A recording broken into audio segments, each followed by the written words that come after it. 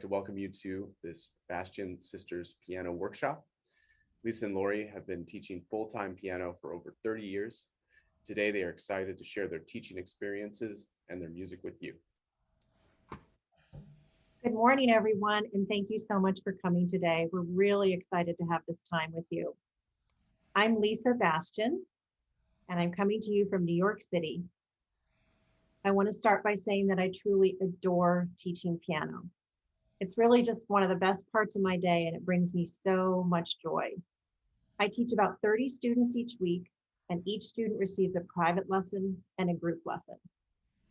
For the past year and a half, I've been teaching my students online, and I've certainly learned a lot of things that I'm going to carry through to the fall, where we will hopefully be back in person.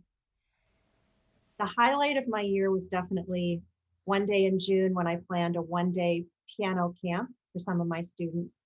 And we came together and we did some theory and ear training and rhythm drills, and we did some performing and sight reading, and we just had such a great day. We even had time for a little bit of art and cooking and ping pong, of all things. So it was a great, great day. And at the end of the day, I just thought, you know what? I just love these students, and I feel so happy that music is a part of all of our lives. And I'm Lori Bastian, coming to you from San Diego. And I have to start in exactly the same way by telling you that I absolutely love to teach piano. I also have about 30 students, and I see them each week for both a private and a group lesson. My past year has been part of the time I've taught online and part of the time in person. And I know that whatever comes next, I just feel very hopeful and excited about starting a new year of teaching.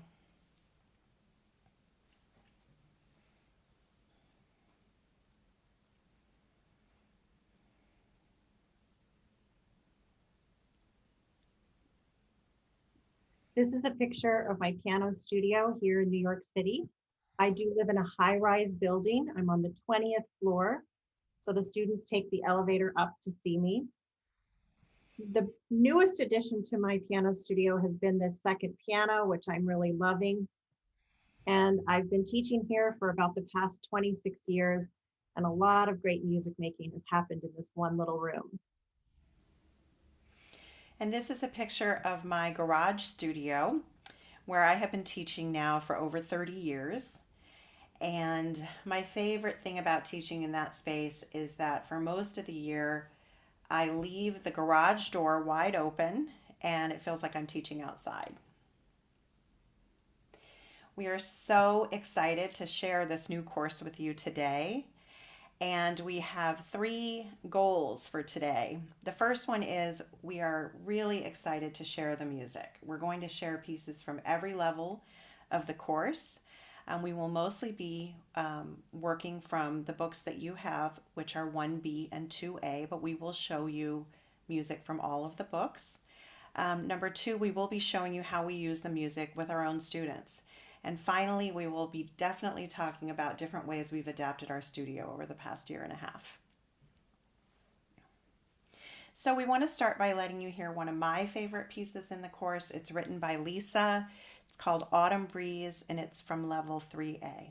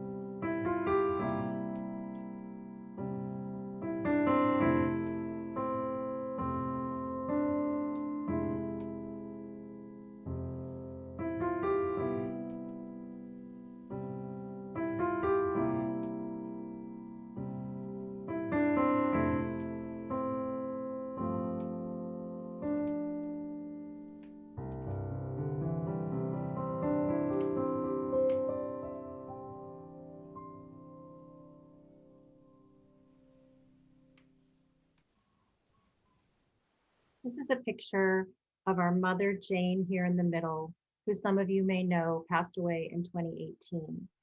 Lori here on the right, and I'm over here on the left. The three of us together co-wrote Bastien New Traditions over a long period of time, probably 10 or 12 years, and we would meet every Christmas in Salt Lake City to work on this piano course. Mom wrote all of the beautiful duet parts. They have really lush, unusual harmonies that we hope you'll enjoy with your students. Lori wrote the warm and clever lyrics that really help reinforce the concepts. And Lisa wrote all of the beautiful and unique solos, the original solos, and she wrote all of the theory portions. And she was the main organizer and helped us put the books together. We designed Bastien New Traditions as an all-in-one piano course from the very, very beginning. We really wanted to integrate lessons, theory, technique, and performance pages. Bastien New Traditions is a gradual multi-key approach. And as I said, we spent many, many years developing new music, new duets, new lyrics, beautiful new watercolor illustrations that are original watercolors throughout the course. I would say that about 90% of this course is brand new and about 10% is tried and true. So how does it work? As a teacher, you have a choice between two primer levels. You can either choose to start with primer A, which is all pre-staff notation. There are single line melodies on the black keys and single line melodies on the white keys. Or you may choose to skip primer A altogether if you want to start right away with staff notation.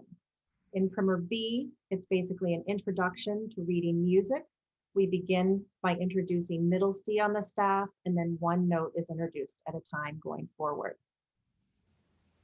For about 85% of my students, I do like to begin with primer A. And the reason is I really want to give the student a chance to form a good hand position, learn to count the rhythm out loud, and really just learn the basic topography of the piano before we have to deal with note reading on the staff, which is complex.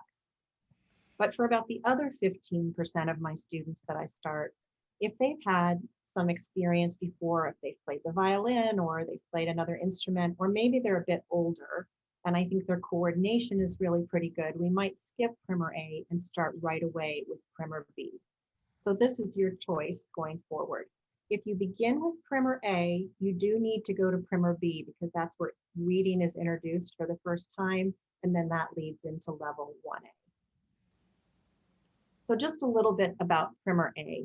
As I said before, primer A is all pre-staff notation. The students are learning the black keys, they're learning the groups of 2s and 3s, they're learning the white keys. There are single line pieces on the black keys and single line pieces on the white keys. And the first thing that we want to talk about with a brand new student is rhythm. And this is going to be a video of a student, a 5-year-old, who this is actually taken at his second lesson. I introduce the metronome right away and we use it as we're clapping rhythms.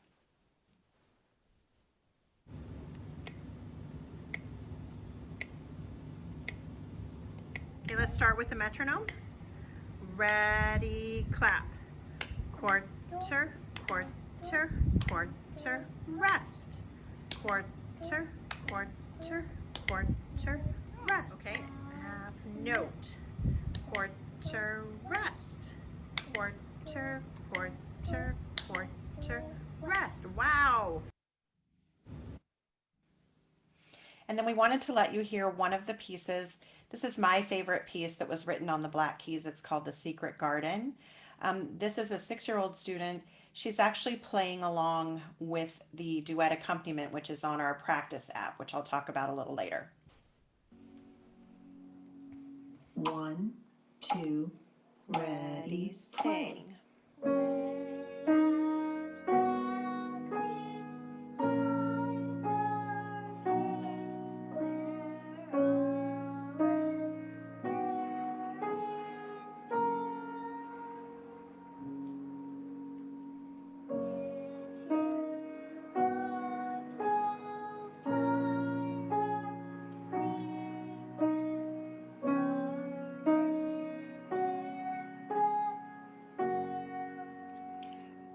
I've got it on loop, so it's going to start you again.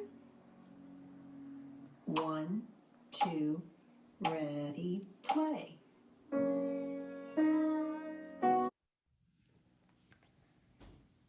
And this is an example of a piece on the white keys, Ode to Joy, which is very near the end of the book here. Lori is playing the student part and I am playing the duet accompaniment. Lori is in California and I'm in New York. 1, 2, ready, play. It's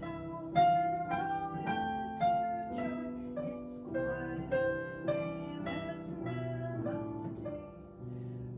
Orchestra and voices sounded.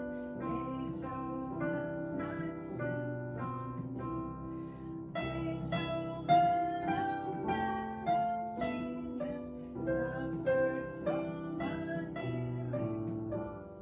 Still he heard the music playing clearly in his thoughts.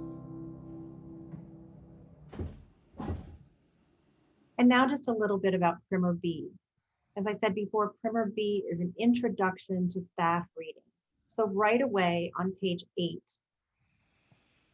we have the introduction of middle C here on the staff for the very first time. And what we tried to accomplish here were really layers of learning. And when I say that, I mean that we're going to use the student's many senses. So the student is going to draw the note, they're going to play, hear, and sing the note, and they're going to recognize the note on a flashcard. And just so you can see this in a bit more detail, the first thing this student does is draw the note up at the top. And the way they know to draw the note is by the art here on the page. We really worked a lot with the artist so that she would reflect the concepts on the page. Then the student is going to play here and sing the note in a little piece down at the bottom of the page. And if you notice, finger number 2 in measure 3 is circled. This indicates that the student will switch fingers to the second finger here on middle C. And we do this right away so that students will not associate a particular finger with a particular key on the piano. So starting in Primer A, we have multiple hand placements, meaning that we're not necessarily always in a traditional hand position. And this way, students really grasp the idea of playing in different places on the piano.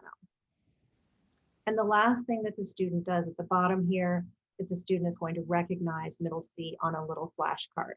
Notice that this flashcard says 25.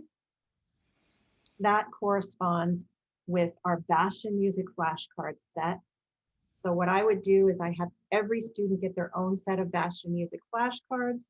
When middle C is introduced, we simply pull out flashcard number 25, and that is in what I call our working pile of flashcards, the flashcard pile that the student is studying at home and that they bring back and forth to the lessons. There are 72 cards in the Bastian music flashcard set. All of the notes on the staff, the ledger lines, the major and minor key signatures, music symbols, and so on. So we really do use these over a period of years, and we find that they really help with reading. Ideally, we want the students to be able to recognize them quickly, but more importantly, we want them to be able to play them in the correct place on the piano. So this was a Zoom lesson that I taught, and one of the fun things that Lisa and I managed to do when we didn't see each other for a year and a half was we introduced each other to some of our students. This is my sister Lisa. Hi, how are you? Pretty good. Good. Good. Okay, I want you to line up your flashcards.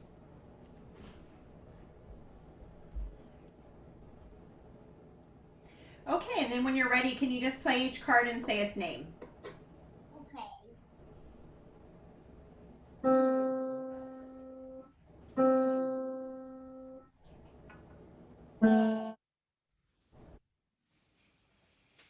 This is another Zoom lesson that I taught, and this is to show you page 23 from Primer B. This was actually one of my neighbors, and for the entire time when I was teaching online, even though she was my neighbor, I never saw her in person, and Her grandparents were living with her, and this was a really fun time for her to play some music with her grandfather. 1, 2, ready, play. 1, 2, 3, 4. 1, 2,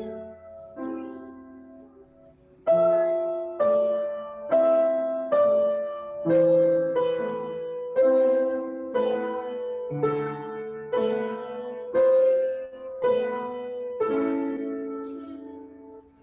That's so beautiful. Lift your hands. Good. All right. You'll notice that sometimes the students are singing in these videos. We definitely really want them to play the piece in several different ways. The first thing we're trying to do is get them to sing or say the letters aloud as they play. We want them to be able to count aloud as they play. And third, a lot of students are excited to sing the lyrics. And so we really encourage this because we really think that it helps so much with their musicianship. So those are actually the 3 steps that I have the students do in order to prepare to play and sing in rhythm.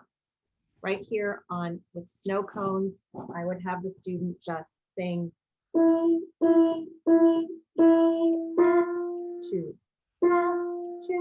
That's step number 1. Can they sing the letters in rhythm? Then can they count the piece aloud in rhythm comfortably would be step number 2. And finally, we work on singing the piece in rhythm. Now, this is something that we work on over a period of maybe a few weeks. It doesn't always happen right away. But once they get the idea, they tend to really love to sing and play. 2, ready. Cherry cola, snow cones, lemon berry, snow cones, mango, melon, snow cones, all delicious snow cones. And by the end of Primer B, here are the notes the student has been introduced to. Now just a little bit about level 1A.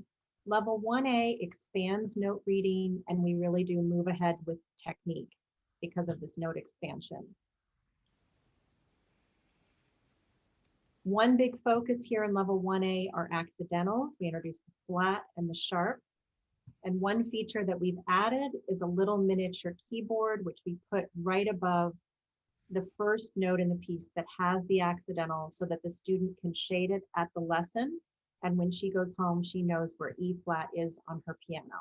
There are many, many activities around sharps and flats, and we really do spend a lot of time on this concept because we find it's hard for students. During the pandemic, I did a lot of video recitals, and this is in preparation for one of those recitals. You'll notice that this little girl is, I really encourage the students to put their hands in their lap, count before they start, and then she places her hands on the piano and plays her piece. We also announce, she announces her piece. And I'll be playing Windy Night.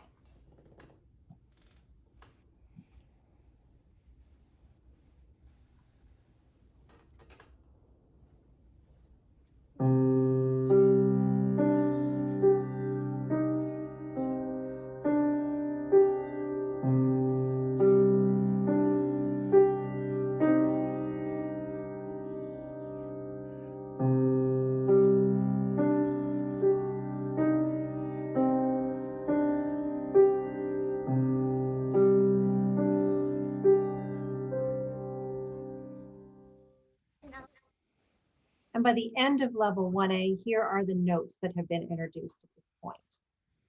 So most all of the notes on the staff.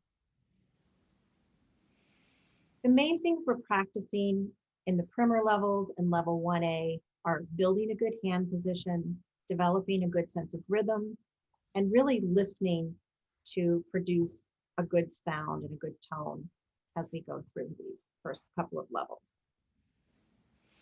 So this is one of the books that you will have if you ordered your free packet. So please take out level 1B. and I'll tell you a little bit about this book. Um, we're going to continue with note reading, and it will be covering the full staff, and we will be working on advancing technical and musical skills. Level 1B has pieces in the C, G, and F 5-finger patterns, but it also has quite a few pieces that use hand placements outside of a traditional 5-finger pattern. You'll see many pieces, especially the performance pieces, that use the full range of the keyboard. And then we will be learning the 1 chord and the 2-note 5/7 chord.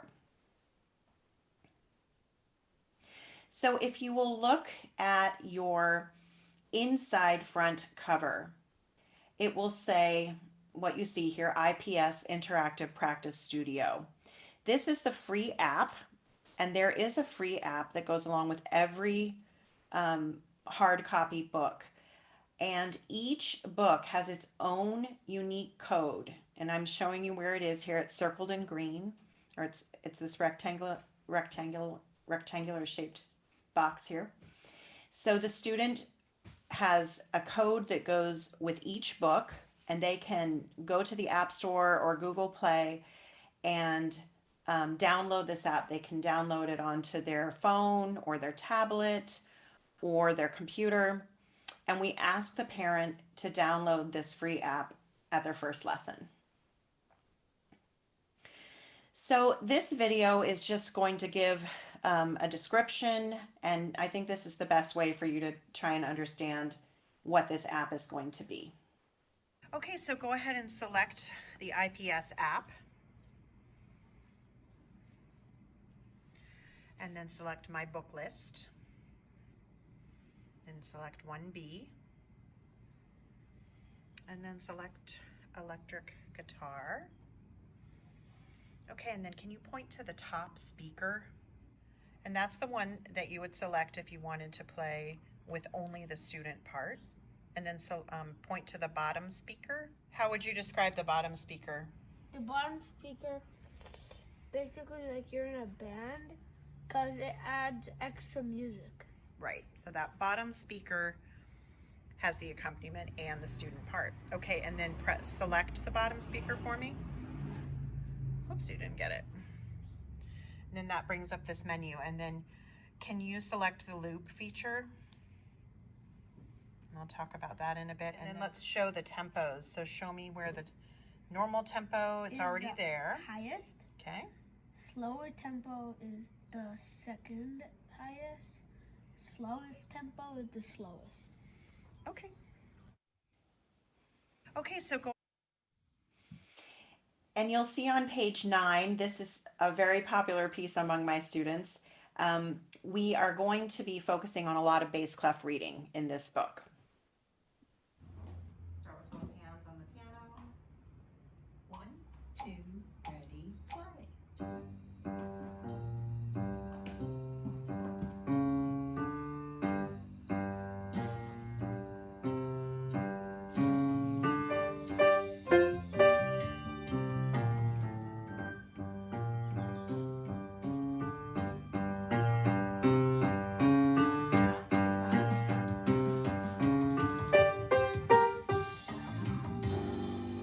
Here comes again. 1, 2, ready, play.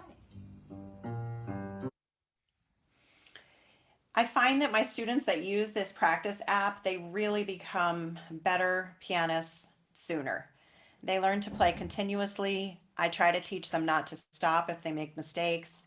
And it's just something, if you are in the habit of saying to a student, I need you to practice this piece 3 times a day, it just becomes a lot easier to do it 3 times a day when you have something that just keeps coming back up over and over and keeps the rhythm going for you. So this practice partner and musical metronome is something that I recommend at all of the levels. So the technical and musical concepts that we're going to get to in level 1B, lifting hand at the end of slurs. We will work a lot on shaping the lines and making soft phrase endings, and we will be working on balance between the hands. Page 20 in 1B is a technique and theory page, and the first thing I want to point out is that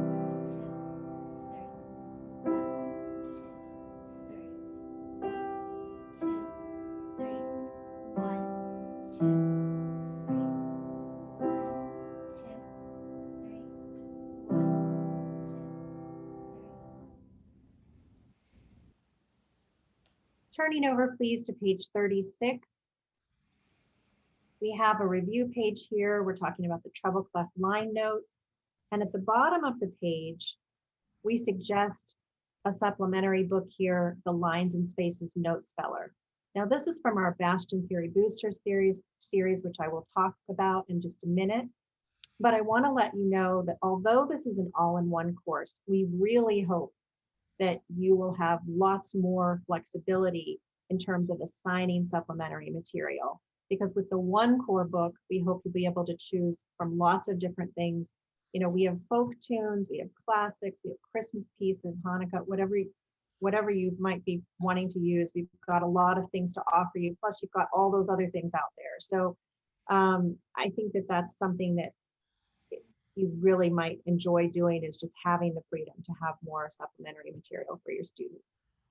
So Bastien Theory Boosters is a set of little books. And when I say little, I mean small in size. They're about 6 by 9. They're short projects. And each book focuses on just one theory concept. You can certainly use these theory boosters with any method that you might be using. There are games and puzzles and all sorts of fun things for students, and they really, really tend to enjoy them. There are actually 13 books in the series. One isn't pictured here. I would say the easiest book is probably Naming White Keys. We recommend that being used along with Primer A. Middle C Note Speller, we recommend being used with Primer B. And then here in your packet, you have this Lines and Space Note Speller, which we recommend for 1B. The books are non-age specific. I would say that they appeal to a wide age of students, and the subject matter goes all the way up through major and minor chords and major and minor key signatures. So one of the favorite recitals for all of my students, their parents, and their grandparents has been our winter recital, which is an accompanying recital where students play pieces and I print the words in the program so that the whole audience can sing along. And in these sort of recital pieces or performance pieces is where we're putting all of these technical and musical aspects together. So in this case, this little girl is learning to balance her hands, the right hand a little bit louder than the left hand. There's a lot of tricky rhythms. And in this portion of this that you're going to see, there's actually a fermata. She has to catch up with the audience. There's lots of things that she's learned from accompanying this audience. Oh, say does that star-spangled banner yet wave o'er the land of the free and the home of the brave? Yeah.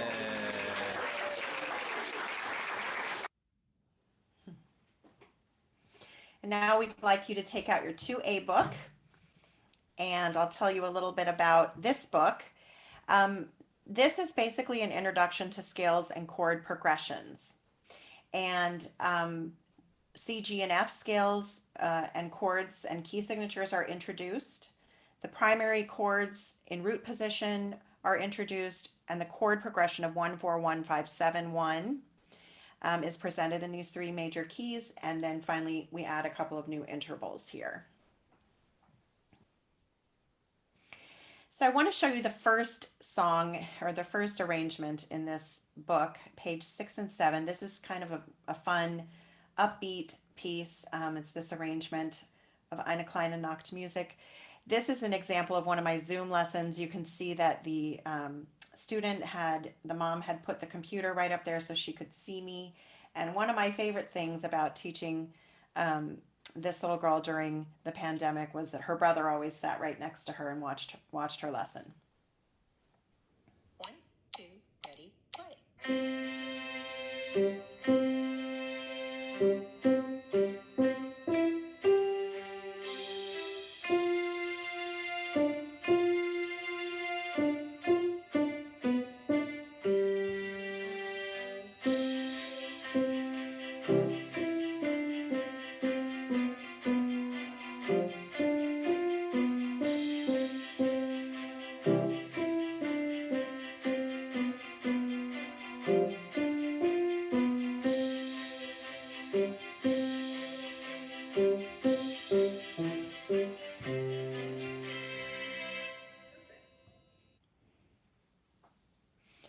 I'll talk a little bit about the different technical things that I learned to use when I was teaching online.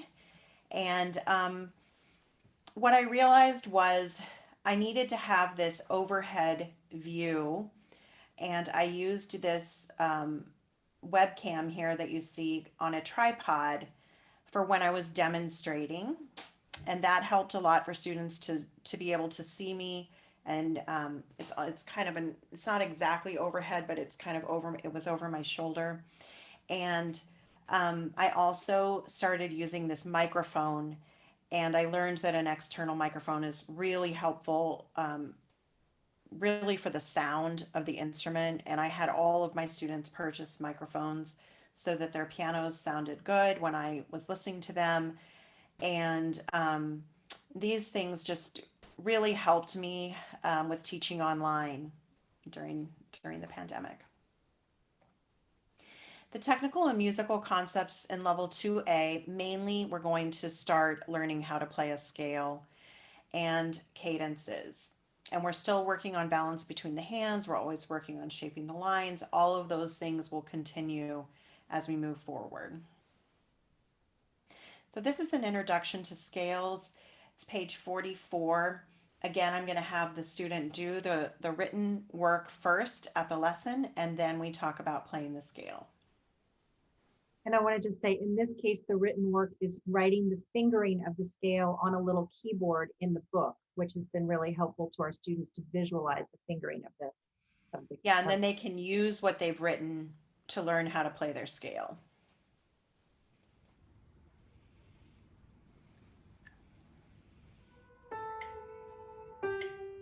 Now over with 3, not 2. Again. 1, 2, 3. Under. Do it again and don't use your elbow. 1, 2. Start to lean. Motion. Okay. 1, 2, 3. Now move over though.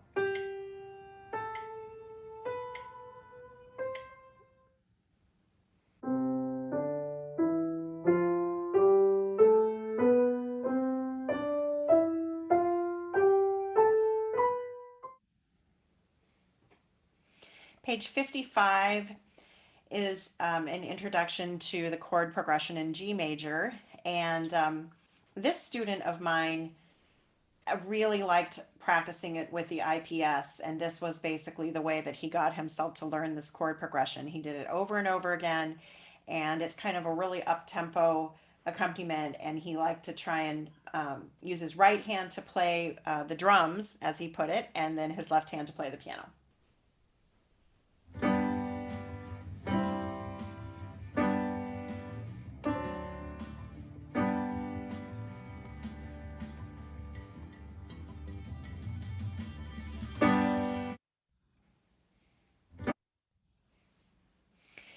And then page 70 is a really beautiful performance piece, and it uses the pedal, and you'll see that the left hand has the melody here. So again, we're still working on bringing out the melody, whichever hand it might be in.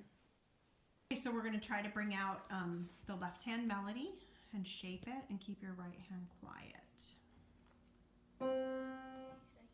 Yeah, count in. 1 and 2 and 1 and 2 and. Now soft A. Lift.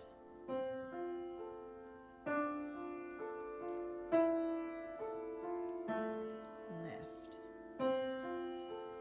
More and less. Lift. Last word. Prepare home.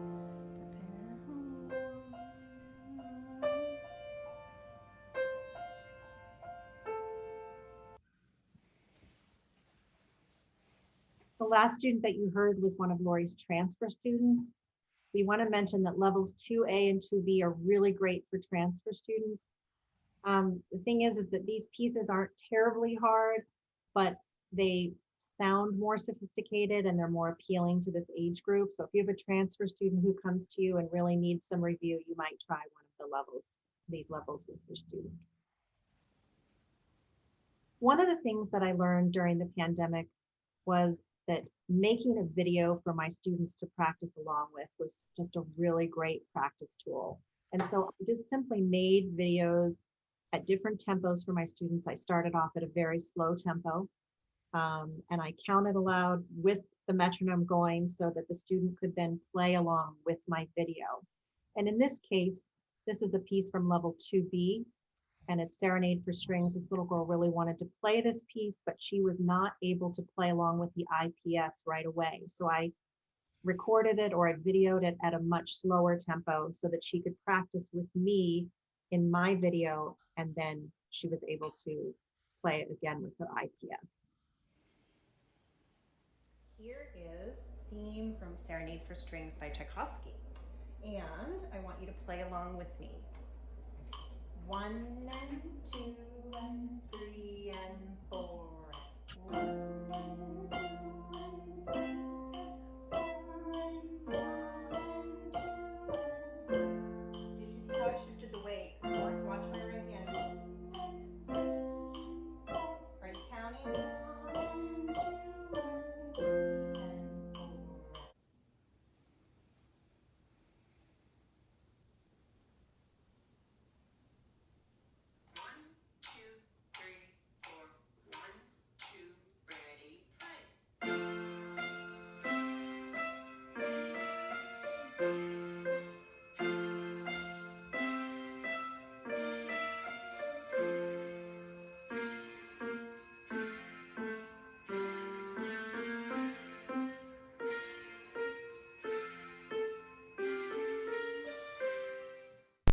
I also wanted to mention the way that I got these videos to the student was I just simply texted them to either the parent on the parent's phone or to the student so that they just played along with the phone. And they sometimes watched me and many times did not, just listened to me and played along with the video.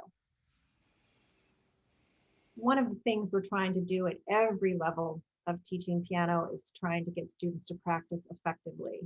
And for most students, there's no better way that we know than to just practice slowly. And our mom always used to say, practice slow, learn fast, practice fast, learn slow. And I would say that it's difficult, it's something challenging, it's something that we really work on with our students because they don't necessarily understand the value of slow practice, and neither do their parents, especially not initially. So it's something that we give lots of fun rewards for and things like that. If you can play it slowly, either with a video that I've sent or with a metronome or something, you know, that's a really great thing. And then we're always going to move it up, but we need to start somewhere. So this is something we really, really emphasize. And we think that this slow practice is what allows you the time and the space to be able to do the technical and musical things that you're trying to get the student to accomplish and to really focus on those when things are slow.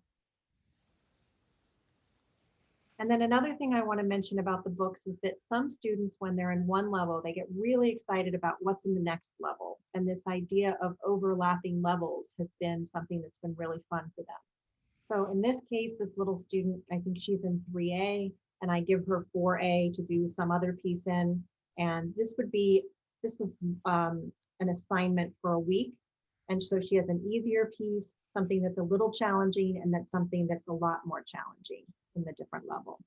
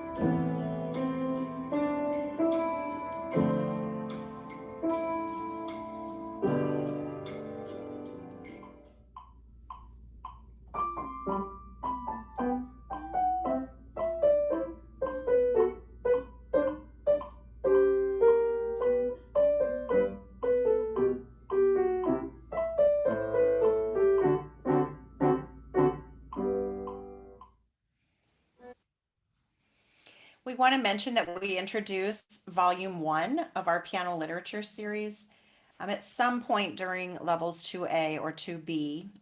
That's just an idea for where you could introduce pieces by the master composers. So all of the pieces in the Bastien literature series are original pieces by master composers, and we have 6 volumes of piano literature. And I also want to mention that it's pieces from all the 4 different periods: Baroque, Classical, Romantic, and Contemporary. We also have a new Christmas series to go along with Bastien New Traditions. And we finally just completed this series. Primer A through level 2 came out last year, and we really enjoyed using those with our students. And now we have levels 3 and 4. So we really hope you'll enjoy these with your students around the holidays.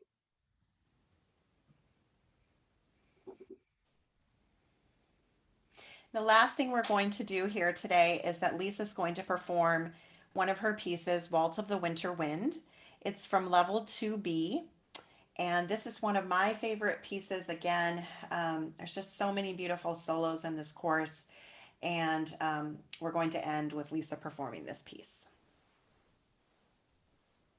And if I can make it work, you'll also see an overhead view of me playing.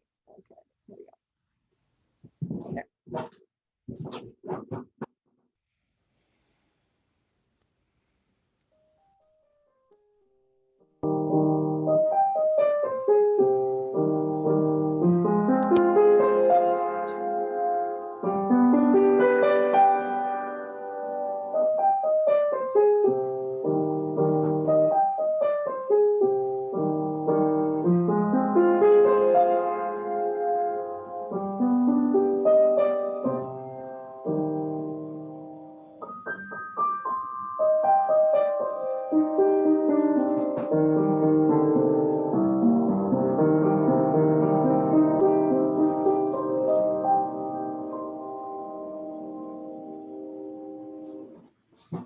Thank you, Lisa.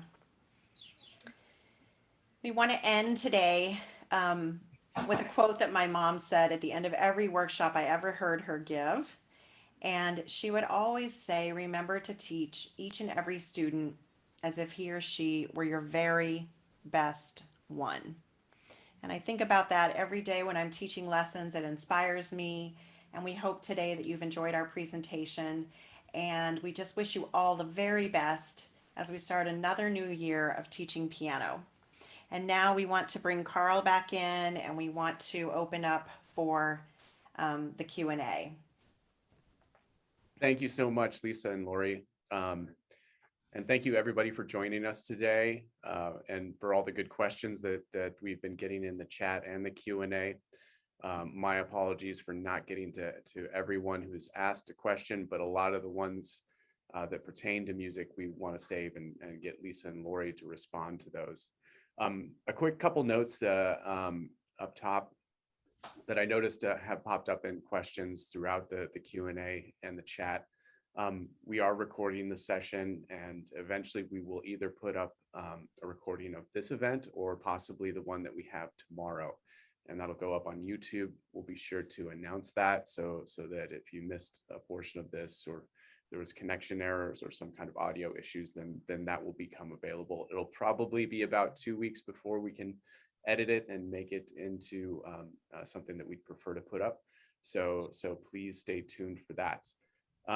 Also, I noticed that we do have a couple folks who either got an incorrect packet or possibly received the previous packet from another workshop that we're doing instead of the one for today, or just we didn't get communication about shipping address from you in time to make this particular event. So if you have, if you're one of those folks, then please contact us at email@kjos.com. That's email. I'm going to put this in the chat too.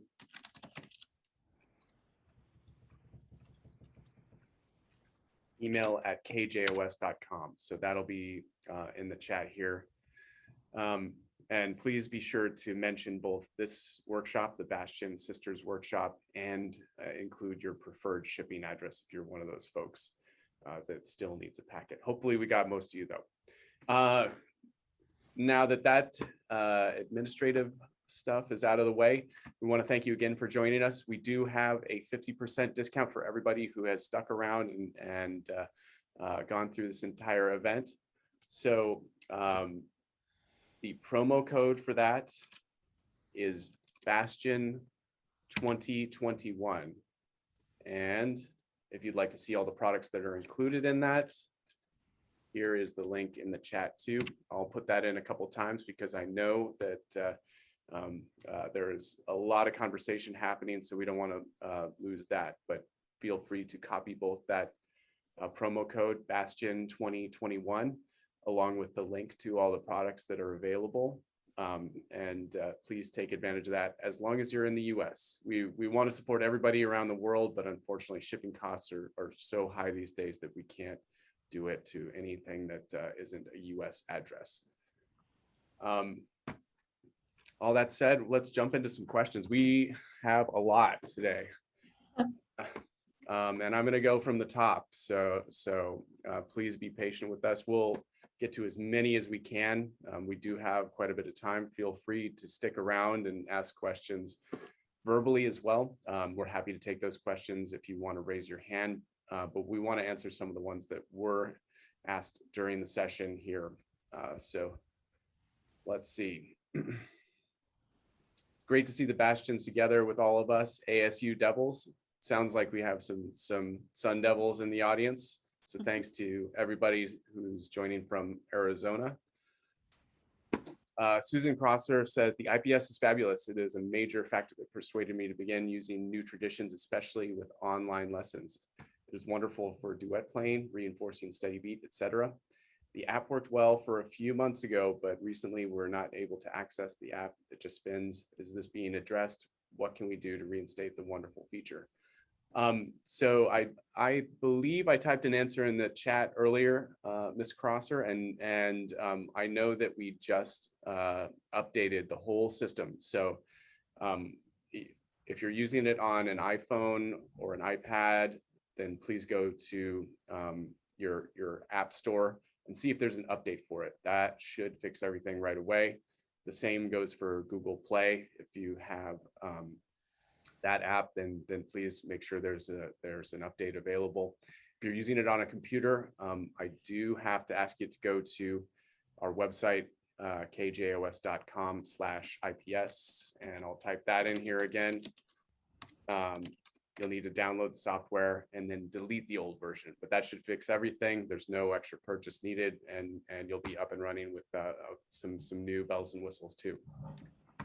All right. Carl, let me just say one thing. Somebody just typed in the chat. How long does the IPS code work for each book? That, like, let's say they get the book and they use it a year later. Yeah, it'll still work after that.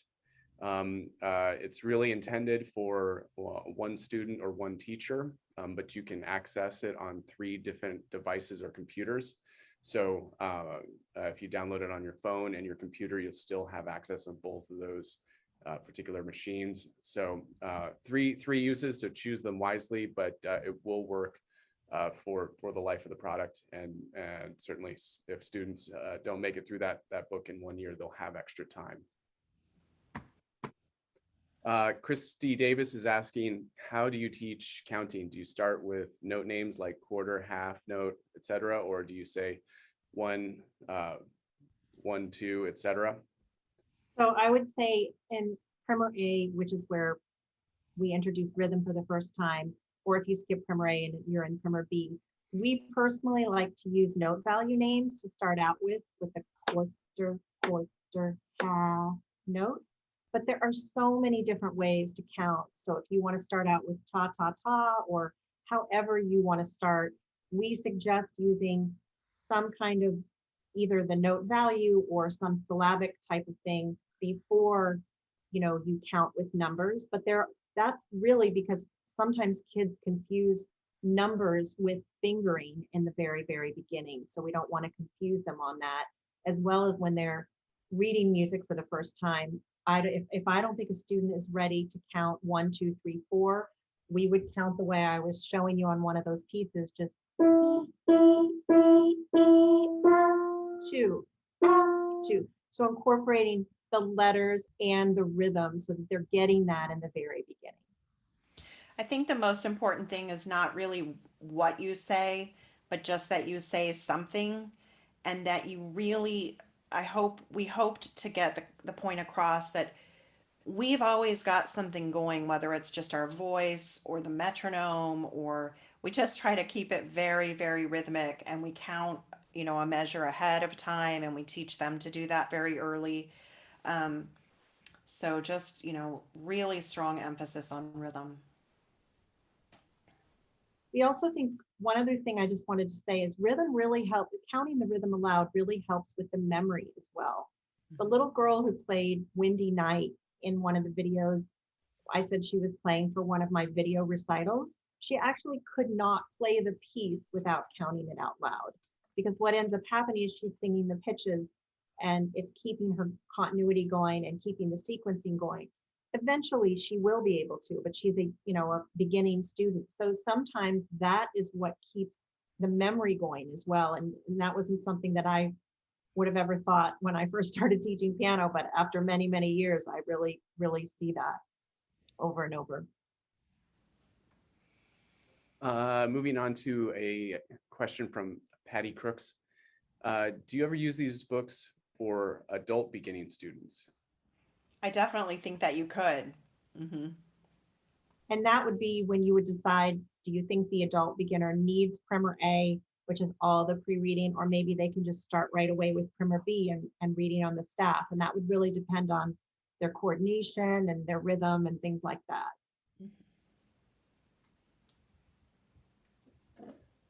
An anonymous question: how long are your lessons? Some kids are so slow doing any written work, they wouldn't get much piano time in with a short lesson. How do you handle that? I generally start off with a 30-minute lesson. And then if I think the student can handle or needs more time, I would go to a 45-minute lesson. Obviously, some of my high school students have hour lessons.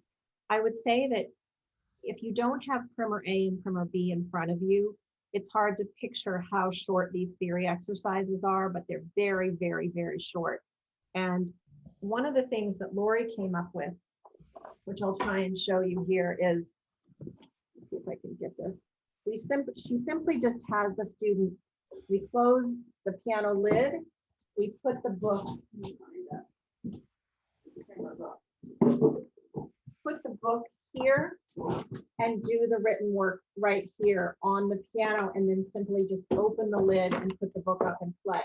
And this does save time in terms of the student does not have to walk over to a desk to write and then come back and so on.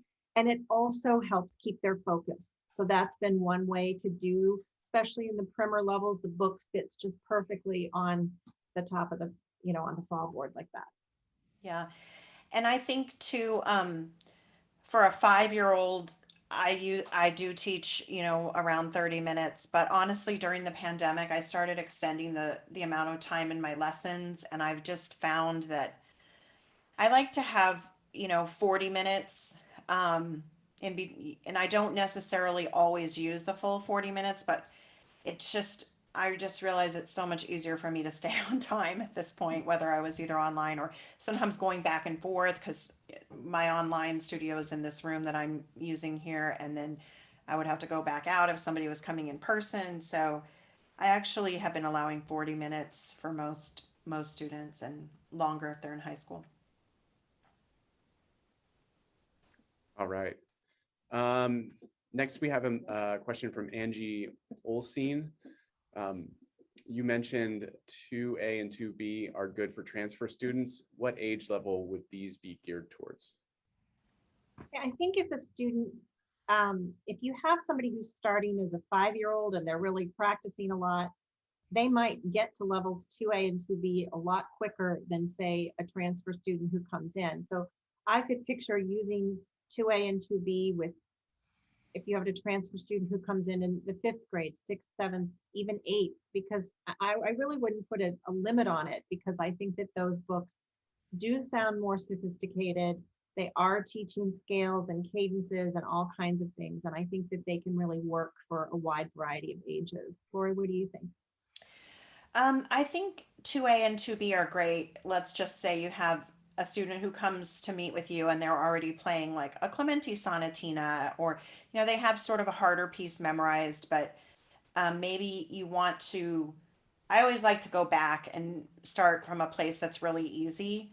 So oftentimes if a student is playing, has been taking lessons for 3 years or something like that, and they could have been using any course, I'll just start at the beginning of 2A and go through it methodically. They can still work on a challenge piece. So if they, they want to keep their harder pieces going, that's fine. But it's almost just like 2A starts with scales, it starts with chords. So it's a really good place to start with. I really think probably 5th, 6th, 7th grader, as a transfer student. I noticed this question came in when you were playing a piece together, Lisa and Lori, over Zoom. And Mary Loy asks, how do you get a sync in playing together? So we actually pre-recorded those parts individually. And then we had a young person who knows about tech put Our that video together. editor. Our video editor put that together for us.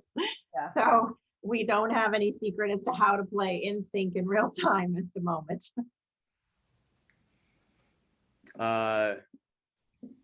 Vivi from Edmond, Oklahoma. Hi, Lisa and Lori. I think this depends on the students. Do you use IPS accompaniment when first introducing a piece or concept, or wait until the next lesson? Lori, I'm going to let you speak on that. I like to have them learn the piece first, and they learn it, with me at the lesson, and then they go home and practice it. And I'll usually assign for them to practice with the metronome. And then when they can play it pretty well with the metronome, then I bring in the IPS. And as far as just having success with getting them to practice with the IPS, they have to be able to play the piece pretty well.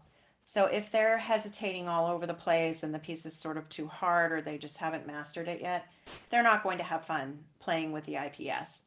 So Lisa and I, when we do a different presentation that we've done and we spend a whole lot of time on the first two books, we talk about, especially with a beginner, let's say one week, you learn the songs in pages like 8 to 13. And then the next week you move on and you get a few pieces. With those first few pieces, pages 8 to 13, you continue to assign those to play at home. And those are the ones they can practice with the IPS. But I also just highly recommend, if you're going to use the IPS and you haven't used it, that you play around with it a lot yourself as a teacher and learn how to use it during the lessons. Because once they can play it in your studio and they feel that, continuity, that they can like play along and it sounds so great to play with other, music behind you, they'll do it at home. Yeah. The other thing we want to mention is, in order to get the parents on board with the IPS, you really do need them to physically bring in a device, and you need to help them download it in the lesson, or maybe they know how to download it, but they need to have a working knowledge of the IPS in order to kind of get on board and get the kids practicing it at home. And the kids know a lot too. So that's Yeah, I'm finding less and less that to be the case, especially after the pandemic, because the kids are just downloading all their own apps and it's true. sending me emails and just everything from like the age 6 on up. So yeah, it's getting easier, I think. There were a couple of questions that came through in the chat, and forgive me, I'm trying to keep up with everybody here. So if you've already mentioned something, Lisa or Lori, my apologies for doing some repeats here. But Eunice is asking, do you charge more when the lesson is extended beyond 30 minutes?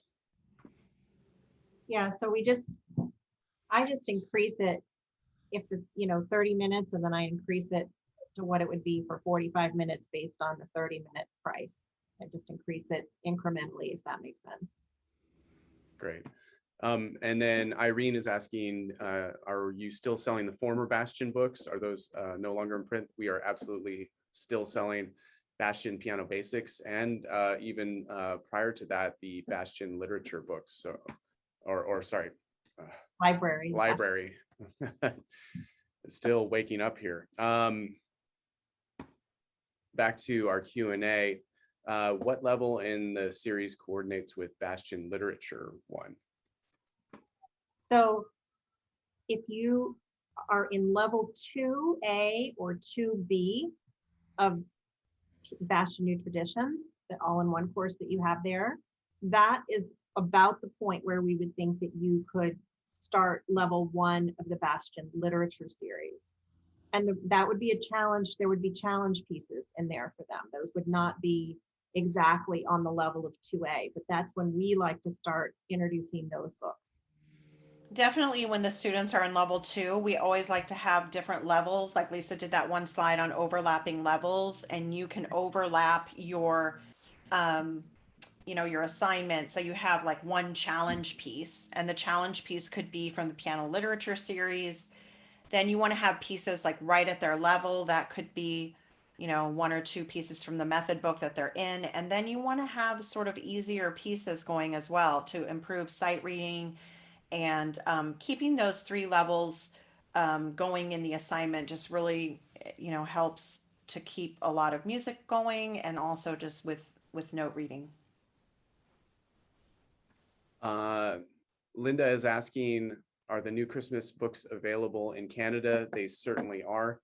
And they should be in most stores at this point in time, although the upper levels just came out recently. So they may still be filling out their bins there.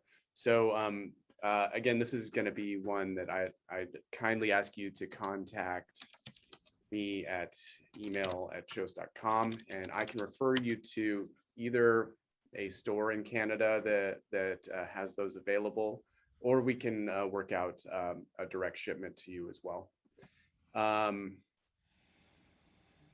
Irene also asked, can you change the speed of the piece in IPS, and you certainly can. There's 3 different settings there, so you can go slow, medium, and faster. Amy Mitani is asking, do you use an air purifier in the studio? If so, which one do you recommend? Lisa, I know you were talking about getting one of those before we hopped on here. I got a recommendation, but I haven't purchased anything yet. I'm going to be working on purchasing that. But I'm sorry, I don't have anything right off the top of my head at the moment. And Lori, I just use the fresh air. That's the best I can do. Yeah.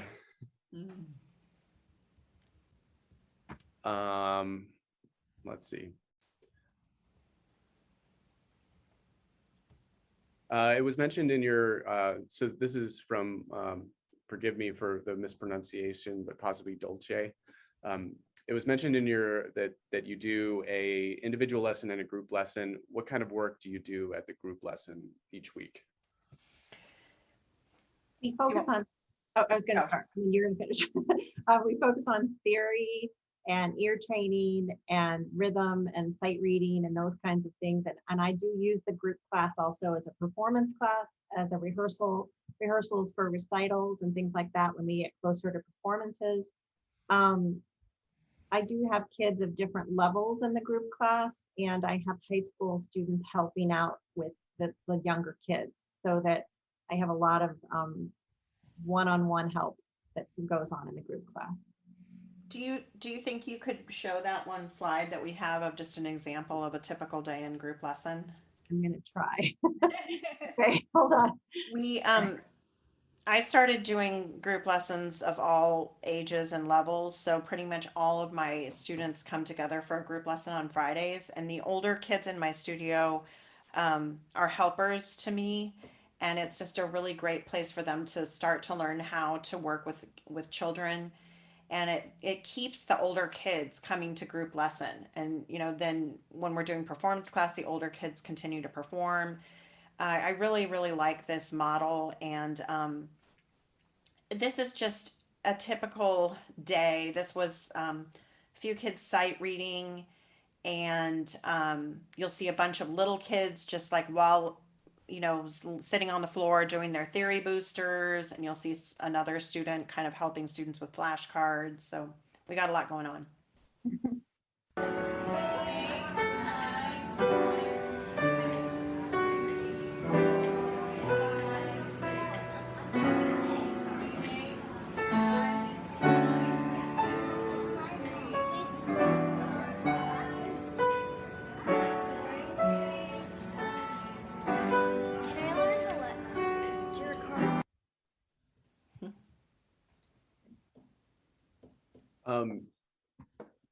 While I'm thinking about it too, I also wanted to say thank you again to Debbie Sen and her group of teachers for joining us from Malaysia.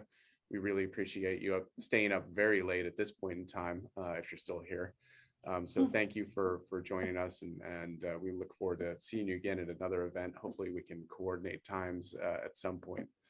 I also put the information about our special offer in the chat again, so please take advantage of that. If you'd like to ask a verbal question too, a live audio question, then please raise your hand. We'd love to hear from you.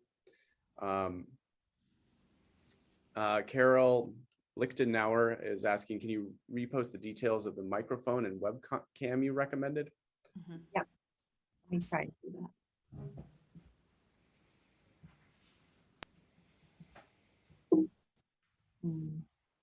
Sorry, it's going to just take me a minute because I have to find. You can go with another question, Carl. I'll find it. I'm almost got it. Oh, here we go.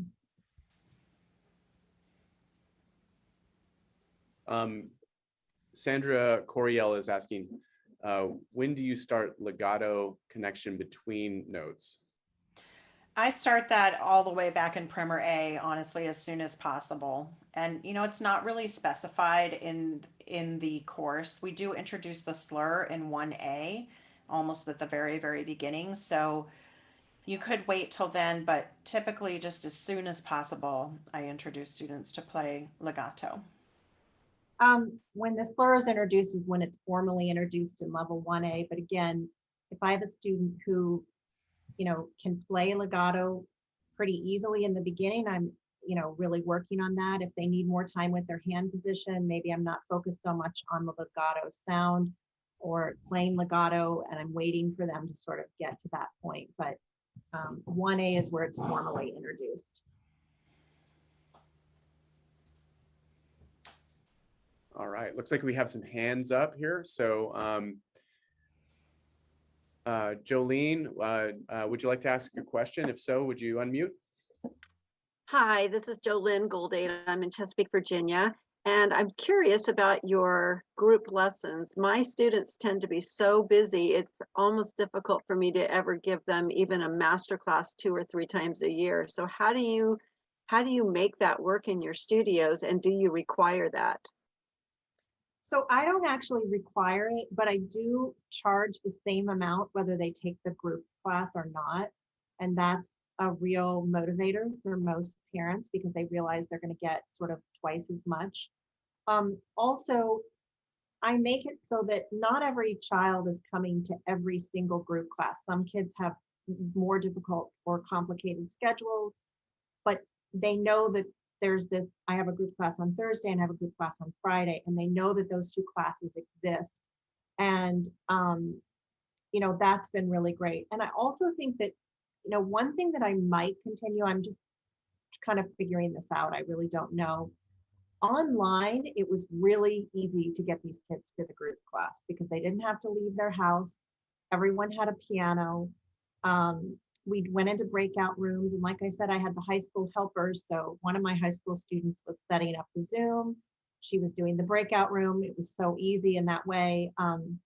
That really, really did help. And I might continue to have the group class virtual, depending on how the scheduling goes coming back into this. Lori, what do you think? I think if you've had trouble scheduling it in the past, there's a couple of easy ways that you could start it. And probably one of the easiest things to do is just, especially if you're doing the 40-minute, if you're allowing like 40 minutes for your lesson, you could overlap your lessons a little bit so that let's say you start one lesson at 4 o'clock and have the next student come in at 4:35 and just do a little work just with even 2 students together. So like if you're getting ready for a recital, they could play for each other, and then the first student leaves and then the second student has their lesson. And Lisa, do you want to put up our YouTube page? Yes. We have a video talking about this. It's called like making the most of back-to-back lesson times. And that's on our YouTube page. And I also have a teaching blog where I talk a little bit about that.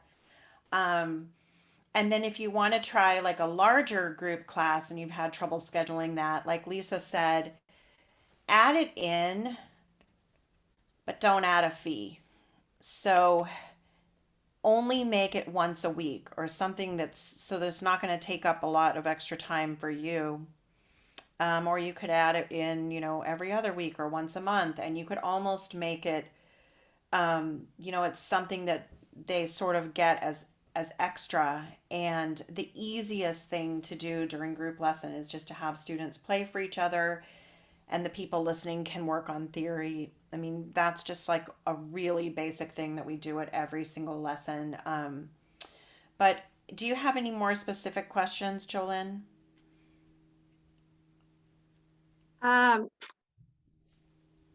Part of my difficulty, I think, thanks for the asking, is just I don't know. I had a bunch of questions as you were speaking, and now I can't remember what they were because I was writing down your suggestions.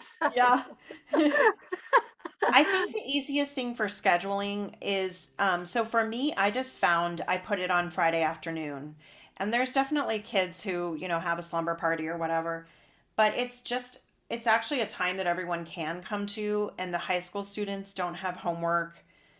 And I will say that bringing in high school kids to help is one of the the most has been one of the most successful things that I've implemented into my studio as far as keeping students in lessons. They really want that job, and I have them do it like as an intern for a semester or during piano camp or something, and then they can do it for a paid job, and they really want that job. So I make it kind of a coveted thing, and it's super helpful to me, and I really like working with older students, teaching them how to teach. So it's kind of a win-win. So But I think you actually pay those students to they help you can out either on get paid or they can do it for community service. So it just Okay. depends on what school they go to. A lot of them want to do it for community service, which I love, but whatever they need, to get them there and to make it something. But it's something that developed in my studio over time. It didn't develop in one day. The way that I got this thing going was that initially I started this one group of kids. My mom always taught me that every September you have to take at least 2 beginners every single September if possible. If you get the calls, try to take 2 beginners so that as you continue to teach, you always have different levels of students. And one year I had a bunch of kids that were graduating, so I took like 6 beginners, and those kids were all really became really close and became good friends. And then they all had younger siblings, and at a certain point all these younger siblings started to take lessons, and one kid just said to me one day, I think I'd like to sit in and watch my sister at group lesson. And so he just sat in the rocking chair and just like read a book. And I realized like I've got all these siblings sitting in the waiting room doing nothing and kind of getting into trouble when they could just be sitting there and doing something. So that's kind of how I got started. But it's been really slow. And, you might want to just try it with the students that you feel the most confident with, that are, well behaved, or, I don't know how you want to do it, but just have to jump in. Thank you. Thank you. That's very helpful. Thank you. Okay.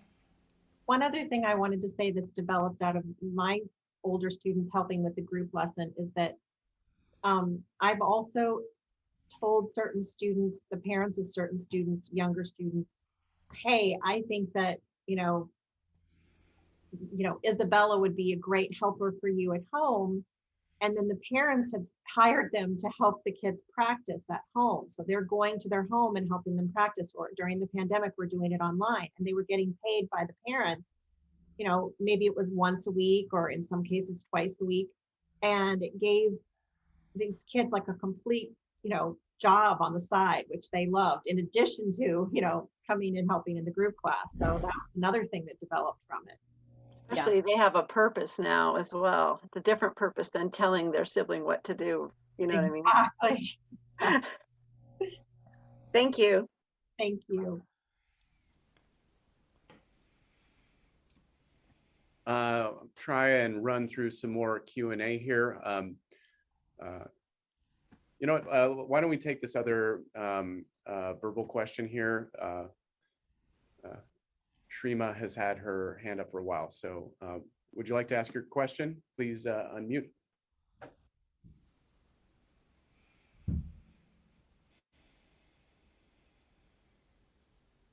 Shrima, are you there? You just need to unmute.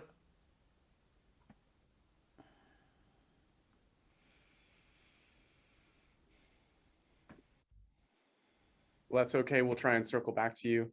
How can you keep students singing and counting during practice? Again, it's something that we're just as challenged as you are with this. This is something that we really work on and give little incentives and prizes for from the very beginning. But I've found that, making the videos really helped because I was counting aloud, and then the student tended to count aloud with me. Sometimes they just need to learn how to count aloud. It's not that easy to play and count and do all these things all at once. So it's a process, and it's a lot harder if I get a transfer student who's never counted aloud and never written the counts in and doesn't really know anything about music, and they've sort of done it all by ear. That's really hard to get them. But it's just, again, something that we're just working on and trying to insist upon in a gentle way, sometimes not so gentle way, but we're really working on it. I don't have any fast and hard secrets. Lori, do you? I mean, the biggest advantage is if you start a beginner, you do have, you have this space to really teach them to play slowly. If they cannot play slowly, it's so hard to count or sing or do anything. And there's just a lot of students who come to me as transfer students, and they haven't really picked up on the fact that playing in rhythm is not optional. It's Part just of the music. It's the most important part of the music. but they don't get that. There's Yeah. many people who play the piano or play a musical instrument, especially the piano, though, because we don't often have to play with another instrument. You can stop and you can start, and you know, um, they've got to figure that out.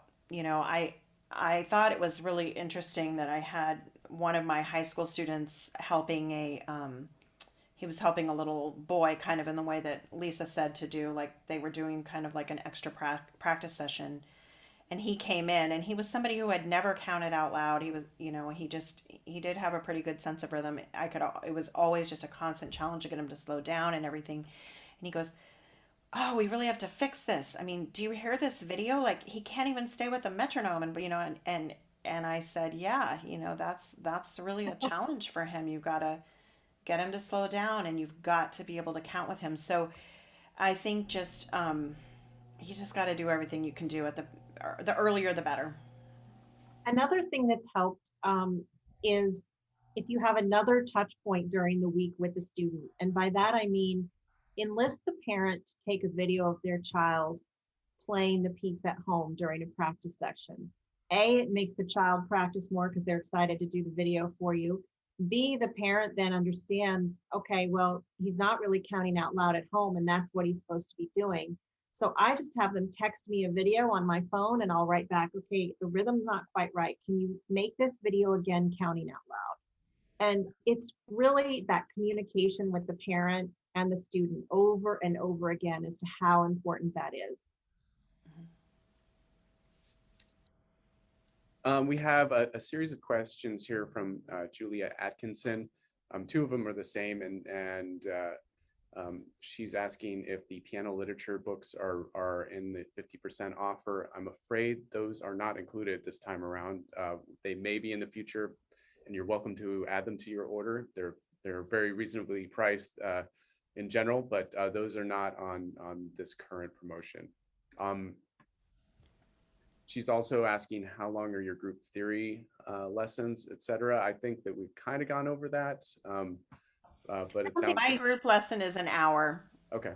Mm-hmm. And my group lesson is either 45 minutes or 30 minutes. And the 30-minute one is just with fewer kids and something where, we tend to get a lot done. It's the only way I can schedule it. So I have a 45-minute and a half an hour.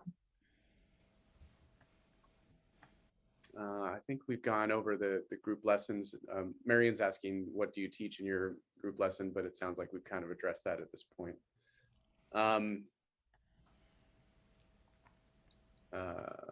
see. Do you have a certain kind or style of metronome you prefer students to have for home practice? I have mine right here. This is my favorite one. It's a Seiko. You can get it, at your local music store or wherever. It's reasonably priced. It's about $30. And I don't know if it has a name or a number on it. I don't see.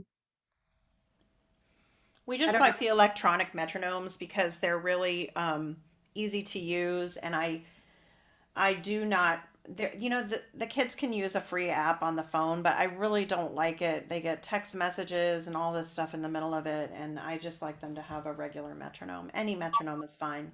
But also, when you're doing online lessons, if they have to have that on the phone, the metronome, it's just so much easier to have this and to be able to turn it on. But honestly, anything, it doesn't have to be, this is just the one that I tend to recommend, but this is just easy. You turn it on and it's got two different sounds. I like that sound, I don't know. That to me is the best as well.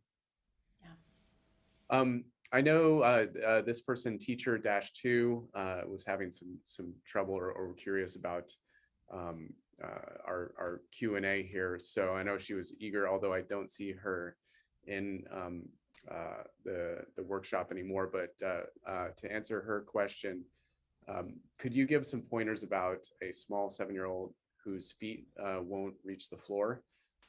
Should I get a step stool for him? Yes, a step stool would be great. I think it's really important for the students to have a place to put their feet so they're not just dangling, just from a balance and posture, point of view. I do have a pedal extender, which I don't have a picture of, or I can't show you right here. You can use that as a step stool, even when you're not using the pedal. There's a little platform where they can put their feet, but just a basic step stool works really well too. All right. We had another group lesson, but I think we've kind of gone through that. How do you teach pedaling online? That's hard, I can tell you. It is so hard. In fact, I was mortified because when I sent my students to the guild, I had never seen their feet, and people were pedaling like, like with their foot going up and down, and they were doing everything. And the guild judge wrote like, "I'll forgive you for the pedaling this year," because I figured you couldn't see their feet. And that's the truth. I never did see their feet. It is hard. I mean, it depends on if they have a decent setup so that you can see their whole body, and trying to help them keep their foot on the floor is hard too. But I don't know. I think that's one where you might need to enlist the help of the parents. I think I'll hopefully do a better job of that next year. So. I think with those really hard things online, you've got to send a video of yourself doing it and sort of explaining it, unless you have like a camera that goes all the way down to your foot, which, you can get with that overhead view, but, not everybody's using that. And I felt like with, when I was teaching, especially when I was teaching like 100% online, the amount of follow-up that I had to do was monumental in order to get, the same thing across, because it was just really hard to get it across at the lesson. I'm used to like during my lesson, they figure it out and then they can go home and do it. But, it takes more effort. For sure.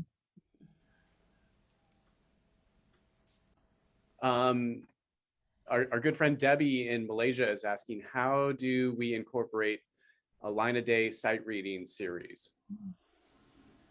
I think I would incorporate that right in the same level.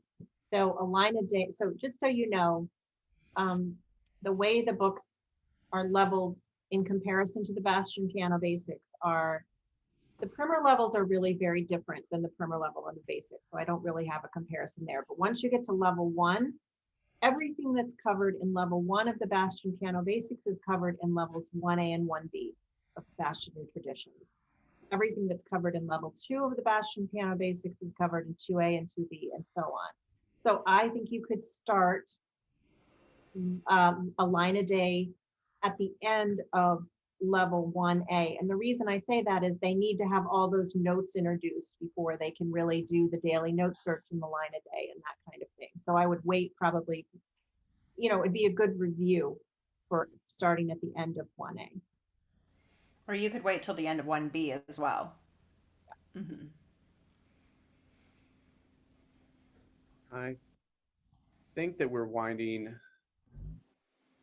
down a little bit here.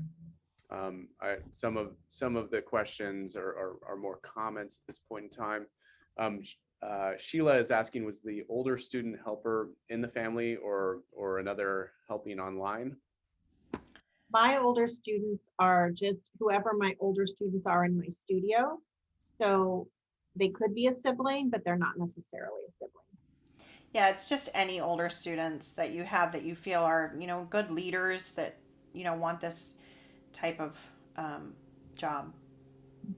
I even had one student who was in the 5th grade, and he was quite a personality, and he was determined to be an older leader in the 5th grade. So I did start his salary out slightly lower than the others. But he has been a big part of the group lesson ever since, which has been a lot of fun. So it doesn't necessarily have to be a high school student. Could be just a very precocious younger student.